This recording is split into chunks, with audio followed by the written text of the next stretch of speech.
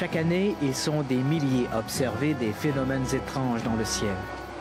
Vision furtive d'un autre univers ou banale observation d'un phénomène naturel.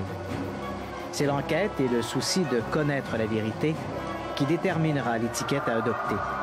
OVI pour objets volants identifiables ou véritables ovnis. L'auteur anglais Arthur Conan Doyle, le père de Sherlock Holmes, faisait dire à son célèbre héros « Une fois que vous avez éliminé l'impossible, ce qui reste, même improbable, doit être la vérité. »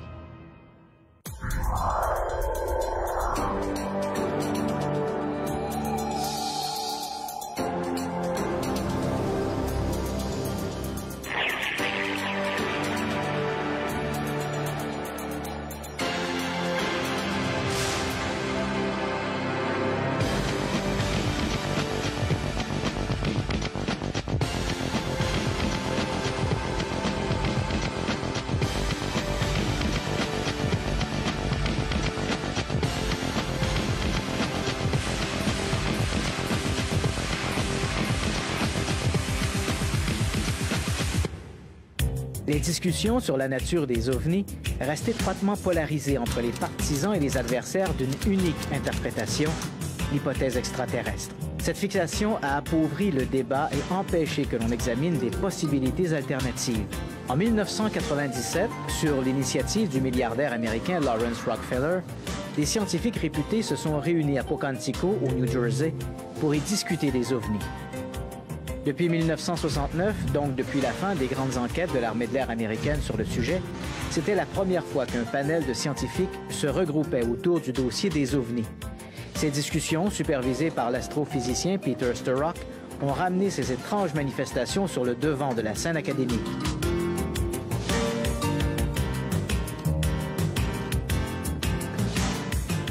Mark Roediger et John Schlusser étaient au nombre des scientifiques invités. L'objectif de la rencontre souhaitée par Peter Sturrock était double. D'abord réfuter certains préjugés contenus dans les rapports qui circulaient depuis la fin des années 60. Ces rapports affirmaient que le phénomène OVNI n'avait aucun intérêt scientifique. Sturrock était critique face à cette attitude et avait toujours souhaité réunir des scientifiques afin d'analyser ce phénomène de manière objective. Il souhaitait bien entendu que leurs conclusions soient différentes. Ça, c'était le premier objectif. Le second était de présenter à la communauté scientifique les plus récents cas enquêtés afin de recueillir leurs conseils sur le sujet des ovnis. Ce que la communauté scientifique avait toujours refusé de faire jusqu'alors. To UFO evidence that the scientific community normally doesn't ever view. La rencontre s'est tenue en 1997. Elle devait permettre d'examiner les traces physiques présentées par les ufologues à des chercheurs étrangers au domaine. Il y avait donc deux types de scientifiques, ceux qui présentaient les cas et ceux, étrangers à l'ufologie, qui les examinaient. Étaient invités les ufologues susceptibles de présenter des cas solides et appuyés par des traces physiques. Pas des histoires, pas des interprétations, mais des preuves. De vraies photos, de vraies vidéos, de vrais effets physiologiques, des vraies traces au sol, ce genre de cas-là. Dans le domaine de l'ufologie, il y a ce genre de cas, mais on n'en parle pas souvent, on n'en discute pas. Le Dr Sturrock croyait que ce serait un exercice valable que de présenter ces cas à un panel indépendant, afin de voir ce qui pourrait ou ce qui devrait être fait avec ces cas. C'était le but de cette rencontre. Il n'y a pas de grande surprise dans ce rapport. Je crois que les preuves étaient solides. J'en ai présenté quelques-unes. Mais il n'y avait aucun cas si clair, si évident que l'on aurait pu dire « Ah, c'est fantastique, ça prouve hors de tout doute que les ovnis sont d'origine humaine ou d'origine extraterrestre ou que les ovnis sont des phénomènes que la science ne peut pas expliquer. » Rien de cela, seulement des preuves solides de l'existence des ovnis.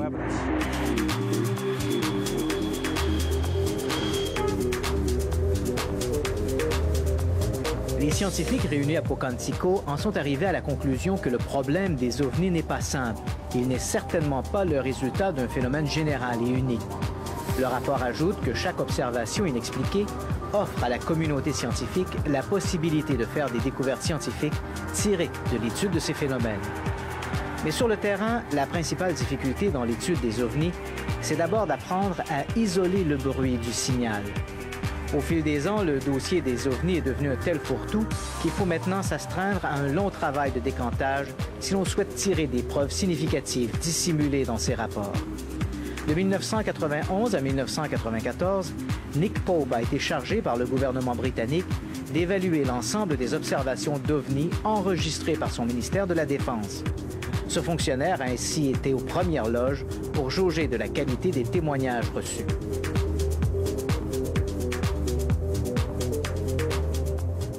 I think it's quite clear that 90 ou 95% des observations d'OVNI sont soit une erreur d'interprétation, soit quelque chose de banal, mais qui est aperçu dans une condition inusitée, ou observé par un témoin peu familier avec un objet ou un phénomène particulier.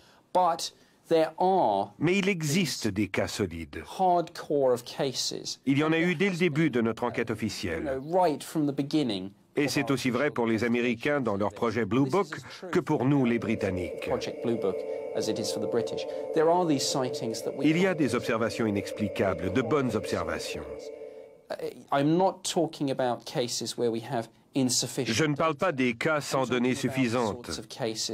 Je parle de ce genre de cas où il y a des policiers, des militaires, des pilotes qui ont observé des appareils réels faits de matière. Je parle de ces cas où ces objets ont été repérés sur les radars, où des chasseurs ont tenté de les intercepter et où il y a des preuves vidéo ou photographiques de ces poursuites.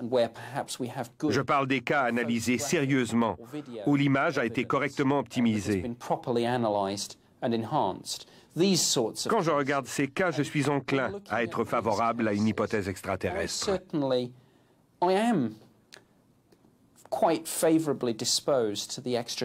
Quand s'éliminent toutes les autres causes possibles, cette hypothèse devient une possibilité bien réelle.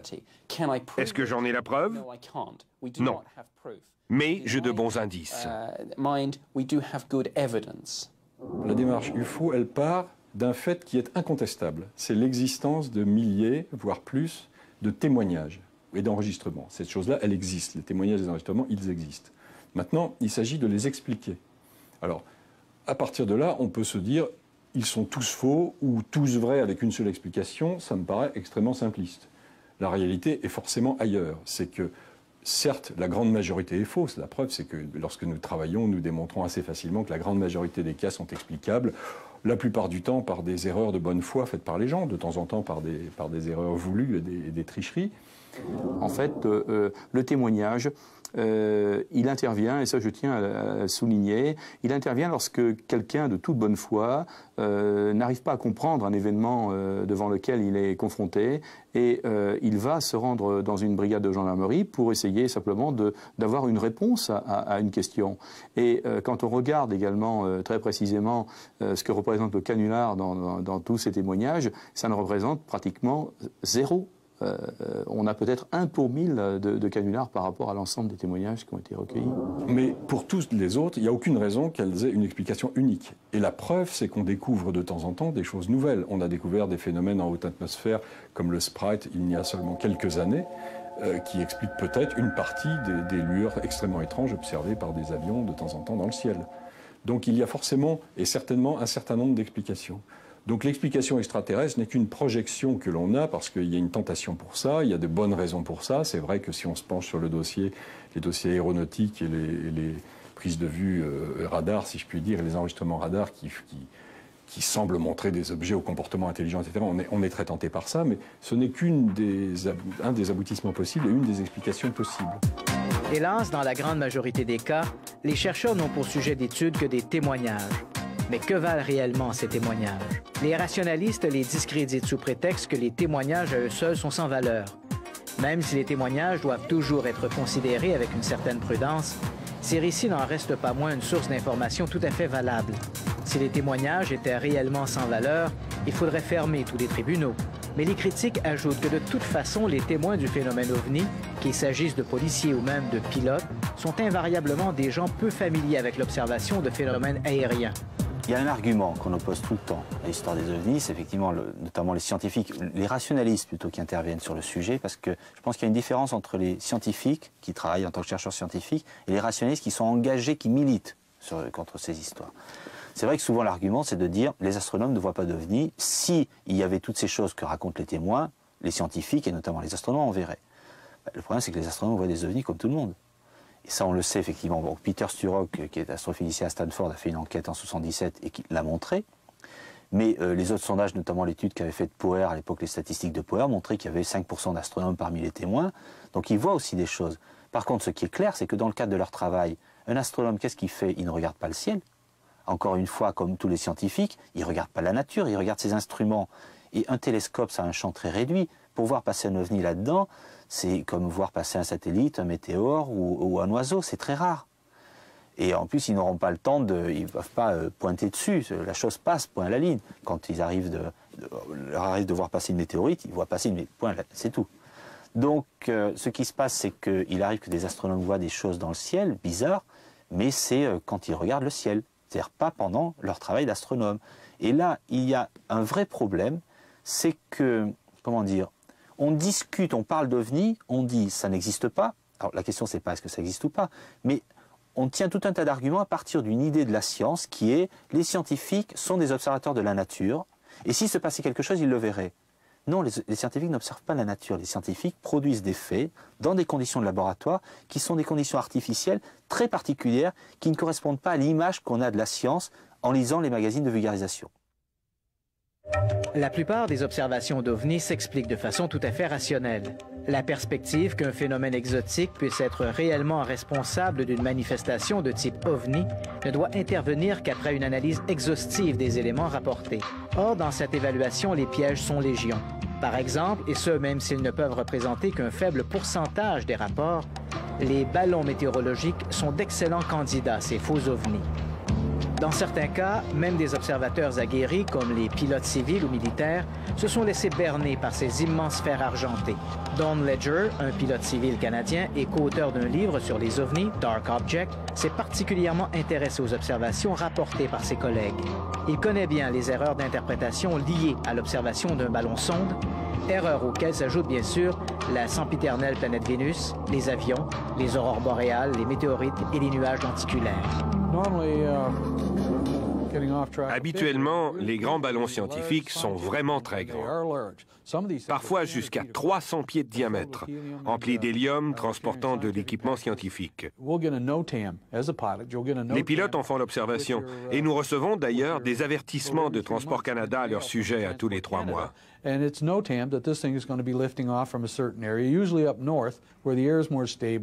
Ces ballons partent généralement au nord où l'air est plus stable et où l'on n'enquêtera pas inutilement sur leur présence.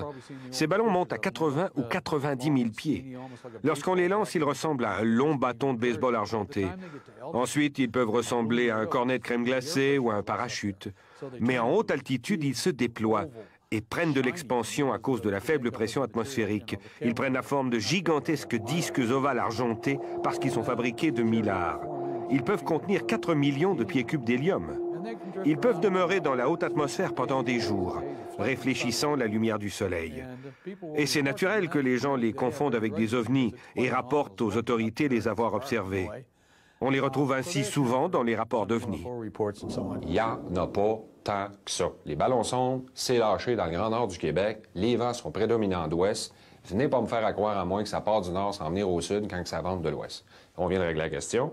Les ballons-sondes, lâchez-moi ça, les sceptiques, il y a autre chose comme explication. Parce que là, il y en a partout des ballons-sondes. Tous les ovnis, c'est des ballons-sondes. Non, non. Il y a bien plus de chance à prendre un avion, un Boeing, qui est éclairé par sa carlingue, qui est normalement en aluminium ou de couleur blanche, et que le soleil est bas à l'horizon, et vu l'angle, qui donc éclaire donc le soleil, la carlingue, on voit plus les ailes et rien, on voit un beau petit trait blanc dans le ciel, et parce que l'objet est loin, on n'entend pas de son, on peut le prendre pour un ovni. Ça, ou la planète Vénus, parce que nos axes routiers, l'autoroute 10, l'autoroute 20, l'autoroute 40, c'est des chiffres pairs. Vous le savez qu'au Québec, les chiffres pairs sont est-ouest. Les chiffres impairs de route et d'autoroute sont nord-sud. Et comme on roule plus sur les 10, 20, 40, parce que malheureusement, on voyage plus en Québec-Montréal, on a plus de chances de prendre Vénus qui se couche le plus souvent à l'ouest. Hein, ça se couche au nord, rappelez-moi, c'est plus Vénus. Alors évidemment, c'est la planète qui est la plus souvent confondue avec des ovnis. Alors avion, planète, oui. Ballon-sonde, on essaie de mettre un frein là-dessus. Au printemps 2002, un homme d'affaires montréalais a filmé une curieuse manifestation dans le ciel de la métropole. Il était alors très tôt et le phénomène se détachait clairement sur le ciel matinal. L'analyse devait toutefois démontrer que l'objet n'était rien d'autre qu'un avion courrier en approche de l'aéroport local. Parfois, la source de la confusion est beaucoup plus simple. L'agent Nelson Jean de la Sûreté du Québec se rappelle une observation d'OVNI enregistrée par ses services. C'était à l'époque où on avait le double chapeau du district de Montérégie, celui de Montréal-Laval, Laurentides-la-Naudière. Je me souviens, c'était dans la région, je m'abuse, au coin de Sainte-Julie. Je fais grâce, il me semble que c'est dans le coin de Sainte-Julie. Les gens avaient observé des lumières de couleur dans le ciel. Nos policiers qui étaient allés sur les lieux avaient observé également le même phénomène, puis ça leur avait amené à une discothèque. Quelqu'un dans une discothèque, bon, par accident ou délibérément, j'en sais trop rien, là, avait projeté des rayons laser dans le ciel, ce qui donnait l'impression à des gens qui avaient un phénomène spatial ou encore d'objets volants non identifiés ou un quelconque signal extraterrestre. Là. Outre les projecteurs, les avions et les ballons-sondes, les phénomènes de rentrées atmosphériques, c'est-à-dire la rentrée de débris orbitaux, de plus en plus nombreux, doivent également être considérés. Il y a quelques années, lors d'un incident semblable au-dessus de la France, les diverses gendarmeries d'un bout à l'autre du pays ont été inondées d'appels de citoyens soucieux de rapporter le passage d'un ovni. Jean-Jacques Velasco dirigeait déjà à l'époque les services du CEPRA, acronyme pour Service d'expertise des phénomènes de rentrées atmosphériques, un organisme tentaculaire du Centre national d'études spatiales de Toulouse, en France. Aujourd'hui, une grande majorité de ces manifestations est en liaison avec des rentrées de plus en plus fréquentes d'ailleurs d'objets satellisés. C'est ainsi que le 5 novembre 1990, on a eu une spectaculaire rentrée d'un troisième étage d'une fusée russe qui a traversé tout le ciel de l'Europe et de la France en particulier. Dans ce travail de décantage auquel se livrent les ufologues, les films et les photographies peuvent se révéler des outils précieux dans leur quête d'identification.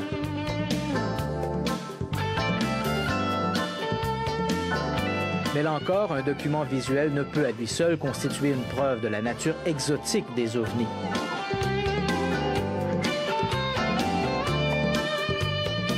L'affirmation est d'autant plus judicieuse si l'on tient compte des nouvelles technologies informatiques qui permettent aujourd'hui aux amateurs de réaliser des trucages dignes des plus habiles infographes d'Hollywood. Dans le domaine de la photographie que je connais un petit peu pour avoir travaillé comme expert du CNES sur ce sujet, je dirais que ma conclusion aujourd'hui, c'est que c'est peut-être l'un des aspects les plus décevants du dossier OVNI. Pourquoi? Parce que d'abord, c'est certainement l'élément qui est le plus porteur d'une grande émotion et d'une grande attente de la part du public. On entend souvent parler de s'il y avait une bonne photo, enfin, on pourrait vérifier, etc. Or, rien n'est moins une preuve qu'une photo prise toute seule. Alors, c'était déjà vrai il y a une 10-15 d'années, à une époque où j'ai eu le plaisir de me faire financer une étude sur justement tout ce qui pouvait être fait sur l'analyse des photos par le GEPAN. C'était déjà vrai à cette époque parce qu'il y avait, malgré tout, on s'en est aperçu, des moyens extrêmement forts de truquer. Aujourd'hui, à l'ère du PC où tout le monde peut travailler avec des logiciels du commerce à faire ce que l'on veut, une photo peut être absolument truquée de toutes les façons. Donc on peut absolument, je prends le pari depuis 10 ans, de faire une photo qui résisterait à toutes les analyses quand on veut sur ce sujet. Alors il faut bien voir une chose, il y a deux catégories de photographies dites d'OVNI. Il y a celles dans lesquelles les gens ont eu une grande panique et ont vu quelque chose qu'ils n'ont pas expliqué, et dont l'information portée est extrêmement pauvre. Vous allez voir typiquement une petite lumière blanche sur un fond noir ou bien de jour un petit point noir comme il y a eu dans le cas de VOREP en France il y a quelques années sur fond de ciel clair. Et l'information disponible, même avec des moyens très puissants d'extraction, va rester extrêmement pauvre. Alors on restera sur l'impression qu'il y a un phénomène qui est probablement vrai, qui a été vu, mais dont on ne peut pas dire grand-chose. Et puis il y a celles pour lesquelles il y a plus d'informations. Alors, à l'autre extrémité, vous avez évidemment les trucages. Bon, c'est quelque chose qui n'est pas si fréquent qu'on le croit, mais qui, dans certains pays, peut rapporter quand même. On peut faire un petit peu du commerce. J'ai vu ça en me baladant un petit peu dans les latitudes basses, que l'on pouvait faire des bouquins et que sous le manteau, on avait des photos. Bon, elles sont généralement assez faciles à démontrer. Et puis, il y a l'immense majorité des cas qui sont des erreurs tout à fait de bonne foi. C'est-à-dire que ça va depuis des phénomènes que les gens ne connaissent pas et qu'ils photographient tout d'un coup, qui vont voir dans le ciel une aurore boréale ou quelque chose d'un peu étonnant, jusqu'à des erreurs ou des choses qui se passent dans l'appareil photo, des phénomènes optiques ou sur la pellicule au moment du montage. J'ai vu une photo qui m'a complètement stupéfait pendant extrêmement longtemps et dont l'explication était dans l'analyse au microscope de la pellicule. Alors, pour ce qui est donc des erreurs d'interprétation au niveau photographique, pour ce qui est même des films qui sont réalisés, parce qu'on sait que les gens ont beaucoup de caméscopes maintenant, des petits modèles et tout le truc, et c'est beaucoup utilisé, c'est très utile même pour nous, les ufologues, par la suite, parce qu'on a de plus en plus de bonne documentation visuelle analysée. Il y a beaucoup de gens qui vont commettre l'erreur d'interpréter des reflets comme étant des ovnis. Et ça, le reflet, il y a des trucs qui sont très simples. Si je vais vous le donner en 2 coups de cuillère à peau, comme diraient les Européens. Il suffit de tracer une croix simplement dans votre image. J'avais une photo devant vous, là. Prenez une règle, un coin à l'autre, faites une ligne pâle avec un crayon de plomb. De l'autre coin à l'autre coin, faites une ligne. Vous allez donc trouver un centre.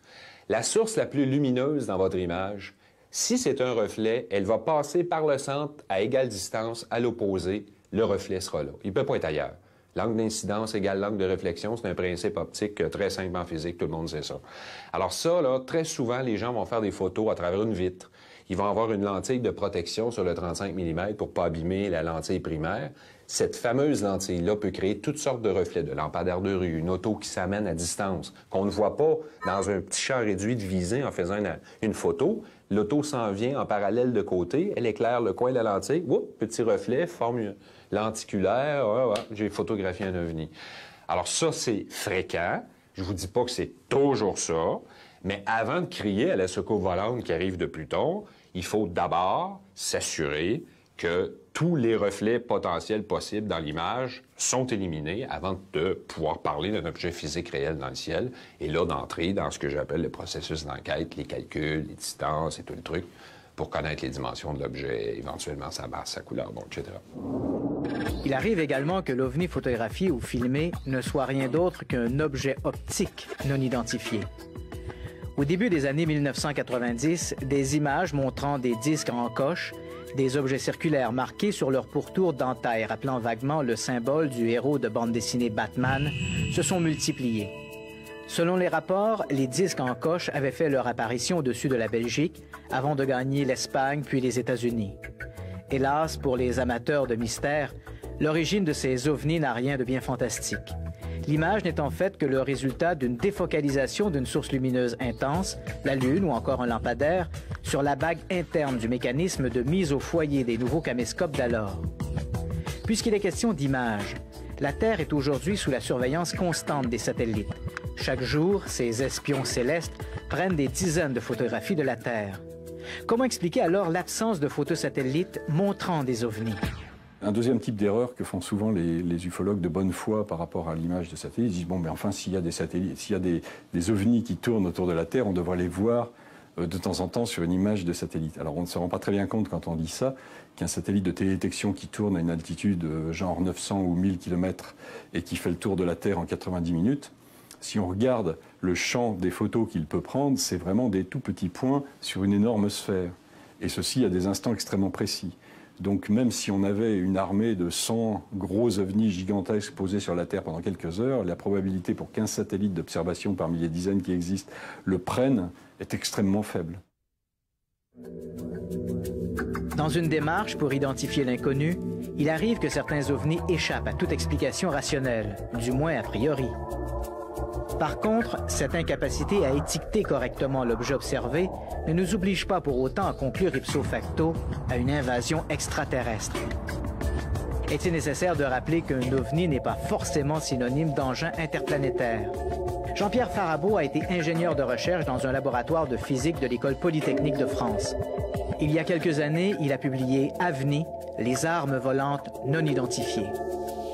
Alors, une des possibilités d'explication des ovnis, Ce sont les appareils militaires secrets. Il y a même eu un rapport d'un historien de la CIA qui disait qu'une bonne partie des ovnis non encore expliqués pouvait s'expliquer par les vols d'un avion qui s'appelle le U-2. Alors, certains plans de vol coïncident bien en effet avec des observations d'ovnis, mais ça ne représente à mon avis qu'une proportion relativement faible. D'autre part, le U-2 a fait son premier vol en 1955, alors que les observations d'ovnis ont commencé sérieusement, si on peut dire, en 1947. Donc le U-2 certainement en explique une partie, notamment par le fait qu'il vole à très haute altitude et il y a ce qu'on appelle un phénomène de halation ou de halo qui fait que bien qu'il ait une forme de planeur, vu de très haut comme ça, il peut apparaître grossièrement circulaire. C'est un effet dû au soleil.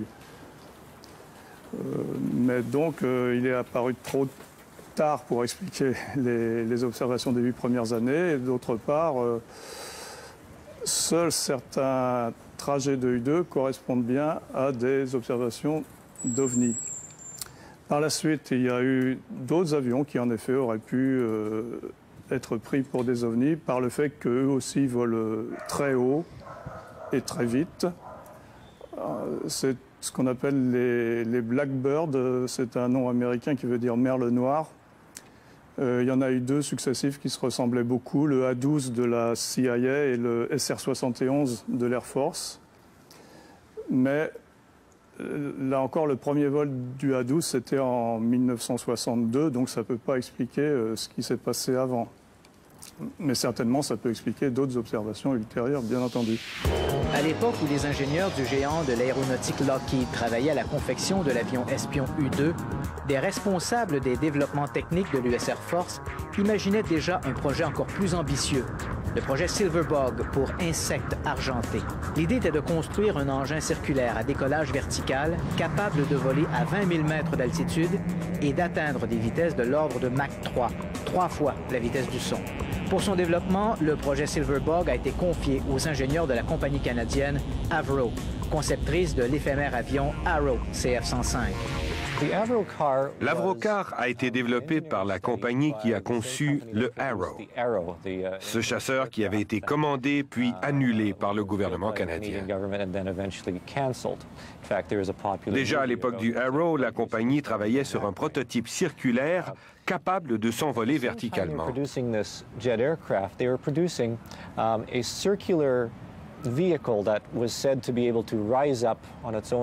Il y avait eu d'autres tentatives de ce genre, mais c'était la seule qui était commandée par le gouvernement canadien. En plein milieu de son développement, ce projet-là aussi a été abandonné.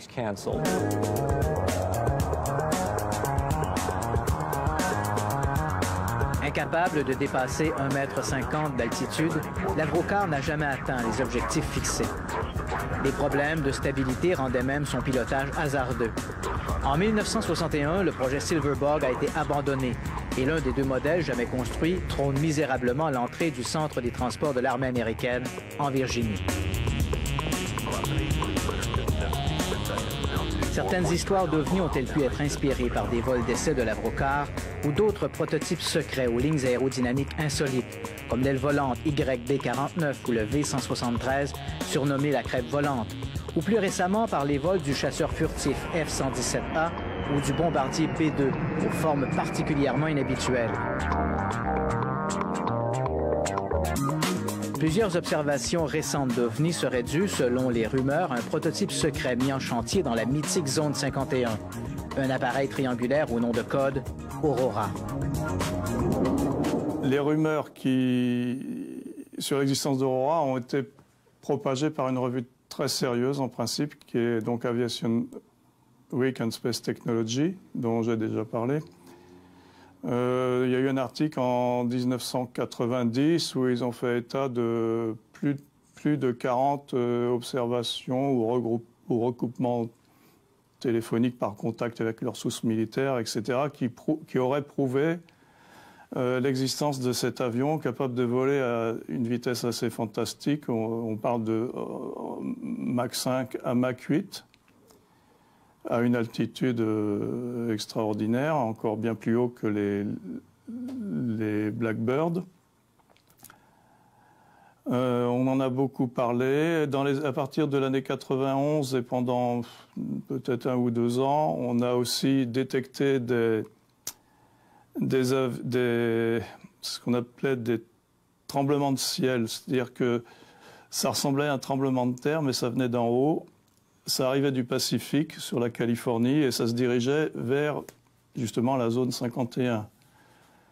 Et ça avait lieu assez systématiquement le jeudi matin, ce qui était un peu curieux pour un phénomène naturel ou pour des extraterrestres. On ne voit pas pourquoi le jeudi matin aurait une telle importance pour eux. Donc ça semblait assez bien établi. Et depuis, il n'y a plus de nouvelles. Ça a été formellement démenti par le ministère de la Défense américain. On a l'impression qu'il subsiste quelques observations d'engins artificiels que normalement on devrait pouvoir expliquer, ce serait la seule possibilité, par des engins militaires secrets, mais même cette explication ne marche pas. Il existe d'autres phénomènes qui pourraient peut-être expliquer plusieurs rapports d'OVNI. Ceux-ci sont toutefois beaucoup plus difficiles à cerner. Il s'agit d'un ensemble de phénomènes naturels qui, même s'ils sont rapportés de façon sporadique dans la littérature scientifique, demeurent très mystérieux, encore inexpliqués. C'est le cas, par exemple, des lumières sismiques ou earthquake lights, textuellement lumière des tremblements de terre. À titre autonome, France Saint-Laurent s'intéresse à ces curieux phénomènes. Quelques-uns des rapports d'OVNI, vraiment quelques-uns, un faible pourcentage, pourraient relever des earthquake lights. Mais attention, pas seulement des earthquake lights dans le sens... Pour moi, un earthquake light, il faut vraiment que ça soit corrélé à un tremblement de terre qui est rapproché dans le temps et dans l'espace. Mais aussi, il faut faire la relation aussi avec des lueurs que moi j'appelle tectoniques. C'est-à-dire, avant le tremblement de terre, ça peut prendre plusieurs années, plusieurs mois, il y a quand même des forces énormes qui sont en branle dans la croûte terrestre, dans des endroits particuliers. Et lors de ce stress qui augmente et qui augmente, il peut se produire ce que moi j'appelle des lueurs tectoniques, finalement, ou d'autres appellent des earth lights. Nous nous sommes intéressés aux phénomènes lumineux observés dans les rapports d'OVNI, d'abord de manière empirique. Nous examinions s'il y avait des liens entre ces phénomènes inhabituels, ces boules de lumière, et d'autres événements. Nous avons découvert que les tremblements de terre se produisaient souvent dans les mêmes régions où l'on entrevoit ces boules de lumière. Scientifiquement, nous avons examiné ces coïncidences et avons réalisé qu'au cours des siècles, des phénomènes lumineux précédaient les tremblements de terre. Je vous explique le phénomène des ovnis, ces boules de lumière, ces lumières de couleurs inhabituelles qui inondent nos perceptions visuelles. Elles oscillent, tournent sur elles-mêmes. Souvent, ce sont les différences de température qui influencent leur couleur. Ce sont des phénomènes naturels, produits par la Terre elle-même. Ce sont des tensions dans la croûte terrestre qui précèdent les tremblements de terre qui provoquent ces boules de lumière. Nous savons que c'est exact, parce que dans chaque région étudiée, il y a une augmentation de ces phénomènes lumineux avant le début d'un tremblement de terre.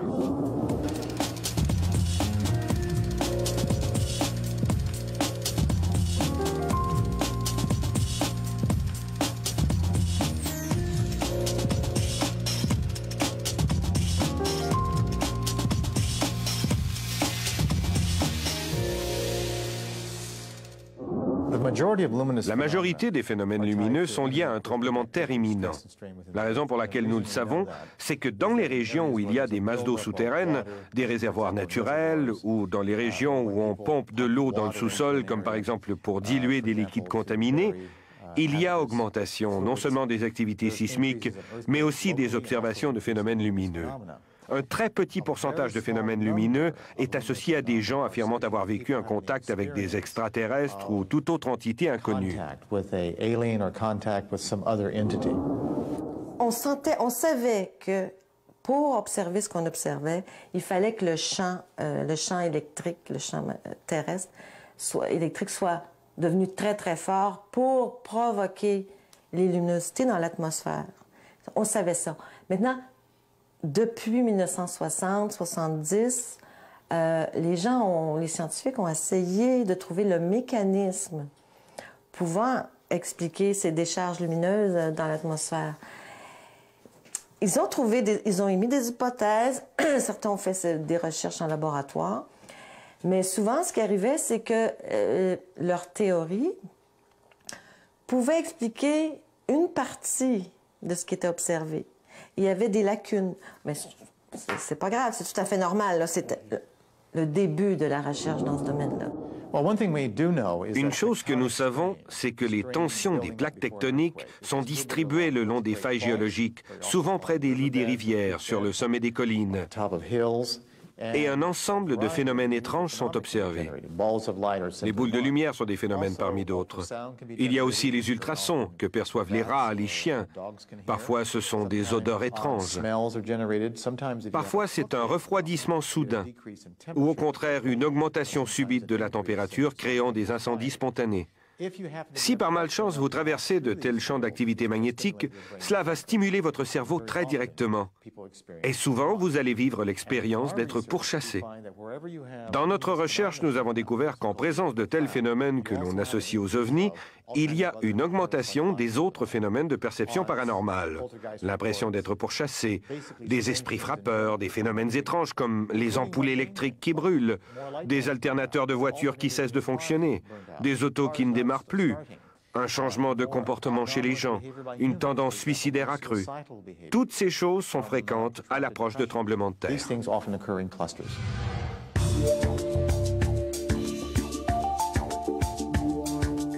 Même si les recherches sur les lumières sismiques en sont encore à leur balbutiement, certains scientifiques commencent à y entrevoir des explications. C'est notamment le cas de Friedemann Freund, professeur de physique à l'Université de San José, en Californie. Moi, tout dernièrement, je suis tombée tout à fait par hasard sur un scientifique qui travaille à l'Université San José de Californie et qui travaille aussi pour le NASA Ames Research Center. Et il a émis un modèle, une hypothèse, et puis il a fait un modèle aussi de ça, de comment ça pouvait se produire. Alors, je trouve ça intéressante, sa théorie, je la trouve intéressante, parce qu'elle expliquerait aussi pourquoi, parfois, il n'y a pas de quick light, parce qu'il n'y en a pas toujours. L'intérêt de sa théorie est basé sur sa découverte qu'il a faite il y a déjà plusieurs années, que dans la croûte terrestre, dans les roches ignées, finalement, qui composent la majorité de la croûte terrestre, il y avait des porteurs de charge. Là, je ne rentrerai pas dans la chimie de tout ça, c'est assez compliqué. Mais des porteurs de charge que lui, il appelle des positive hole pair. Alors, disons que pour traduire rapidement en français, on pourrait dire des porteurs de charge positifs. Alors, il a découvert ça. Quand il n'y a pas de stress tectonique important, ces porteurs de charge sont dormants dans la roche. Par contre, quand le stress tectonique augmente jusqu'à provoquer le tremblement de terre, ces charges-là deviennent très mobiles. Et Freund, dans son laboratoire, a calculé qu'elles pouvaient se déplacer à une vitesse de 100 à 300 mètres par seconde. Alors, c'est très rapide. Alors, elles se mobilisent et elles se répandent dans la croûte terrestre. Alors, ces charges-là, en se déplaçant, des charges qui se déplacent par définition, c'est un courant. Alors, c'est un courant qu'on appelle en électronique un courant de trou, parce que c'est un manque d'électrons, donc c'est des charges positives. En électronique, on appelle ça des courants de trou. Donc, ces charges-là se déplacent. Lorsqu'elles arrivent à la surface de la Terre, elles provoquent l'émission d'ondes électromagnétiques, de toutes les formes d'ondes. Ensuite, elles provoquent un fort champ électrique à la surface de la Terre. Et Freund a calculé que dans un environnement propice, par exemple comme le sommet des montagnes, ça pouvait aller jusqu'à 1 million de volts par centimètre, ce qui est énorme comme champ électrique. Et suite à cet énorme champ électrique-là, l'air, qui est normalement un isolant, il ne peut plus continuer à isoler. Alors, il y a claquage, on appelle ça claquage. Donc, l'air devient conductrice et ça produit dans l'atmosphère des phénomènes lumineux.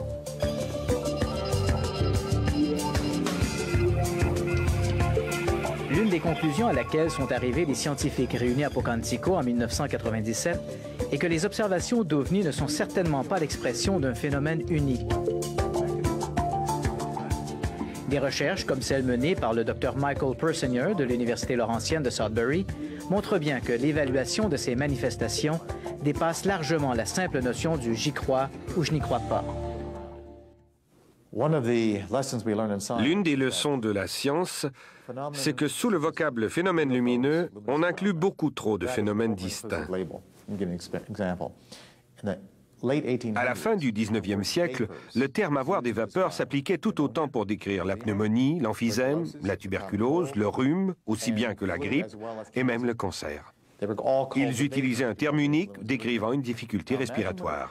Si on avait découvert la pénicilline à l'époque et qu'on avait traité tous ceux qui avaient des vapeurs, seulement ceux ayant une pneumonie auraient été guéris, et ainsi la pénicilline n'aurait pas été retenue comme médicament efficace pour les vapeurs. C'est le problème des étiquettes.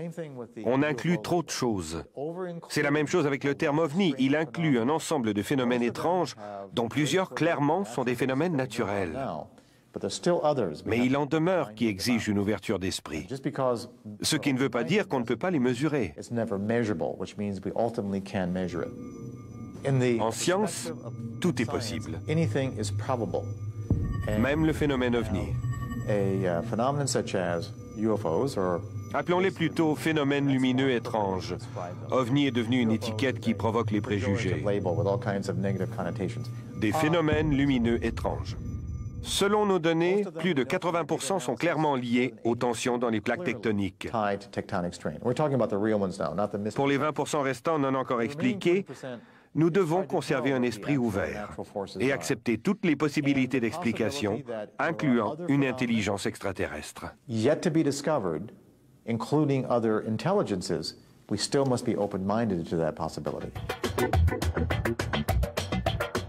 De façon générale, la communauté scientifique se désintéresse de la question des ovnis. Plusieurs raisons expliquent ce manque de motivation. Bien sûr, il y a ces sempiternels problèmes monétaires. Quelle institution, en effet, accepterait d'hypothéquer sa réputation en finançant une recherche sur les ovnis? Or, pas d'argent, pas de recherche. Mais il y a aussi un problème beaucoup plus pernicieux, les préjugés. Pour la plupart des hommes de science, l'équation est simple. Si les ovnis sont réels, ils doivent être des appareils extraterrestres. Or, les voyages interstellaires sont impossibles, donc il ne faut pas croire les rapports sur les ovnis. Dans toute recherche, l'observation doit primer sur la théorie. Comme l'a dit avec concision l'éminent physicien Robert Lighton, l'un des pères de la physique moderne, si ça arrive, c'est que ça peut arriver. Les ovnis existent, c'est indéniable. Mais de ces cas étranges qui résistent aux explications, combien d'entre eux sont réellement à mettre au compte de prototypes militaires secrets ou imputables à des phénomènes naturels méconnus? Et pour les autres, pourrait-il s'agir vraiment de visiteurs extraterrestres? Pour l'heure, il est impossible de tirer des conclusions définitives. Mais c'est une vérité de la palisse que pour solutionner un problème, il faut d'abord s'y intéresser. On peut constater que la science a fait la sourde oreille au rapport de Pocantico. C'est pas très étonnant, elle l'a toujours fait à ce genre de sujet. Vous savez, j'ai fait récemment un audit du service du CNES, du service spécialisé, et ça m'a permis de rencontrer des sommités scientifiques, des sommités du monde de la technique, etc. J'ai entendu dans la bouche de personnes qu'évidemment je ne nommerai pas des raisonnements qui m'ont fait froid dans le dos, du genre, de toute façon, en science, n'existent que les choses que l'on peut faire dans un laboratoire. Alors, si les tenants de la science dans les grands pays pensent ce genre de choses, on n'est pas prêt d'avancer dans la science de l'observation. Le problème des ovnis, c'est qu'on ne peut pas en voir à volonté et tout. On peut dire la même chose des faits scientifiques. Qui a vu un fait scientifique? Je demande qu'on m'amène quelqu'un qui a vu un fait scientifique. Ça n'existe pas, quelqu'un qui a vu un fait scientifique. Les faits scientifiques, c'est des courbes, des diagrammes, des choses qu'on lit dans des revues, mais c'est jamais, on ne pointe jamais un fait, voilà un fait scientifique. Si on regarde un nuage ou autre chose, c'est un fait scientifique après toute une série de transformations. Ça n'est pas spontanément. Une pomme qui tombe d'un arbre, ça sert d'abord à faire de la confiture avant de faire la gravitation universelle. Il faut Newton pour la gravitation universelle. Et en plus, l'histoire de la pomme, quand on l'a vérifiée, elle n'a jamais eu lieu. Bon, donc il y a un vrai problème. Un fait scientifique, il faut le remettre dans son contexte pour que ça devienne un fait scientifique. Avant ça, ça peut être tout autre chose. Donc la question, c'est vraiment qu'est-ce qu'on peut faire de ces histoires d'OVNI pour que ça intéresse les scientifiques. Et là, on se rend compte qu'il faut poser le problème différemment, mais le fait qu'il soit posé en termes d'OVNI ne suffit pas à l'exclure et à dire ça n'existe pas. C'est pas raisonnable.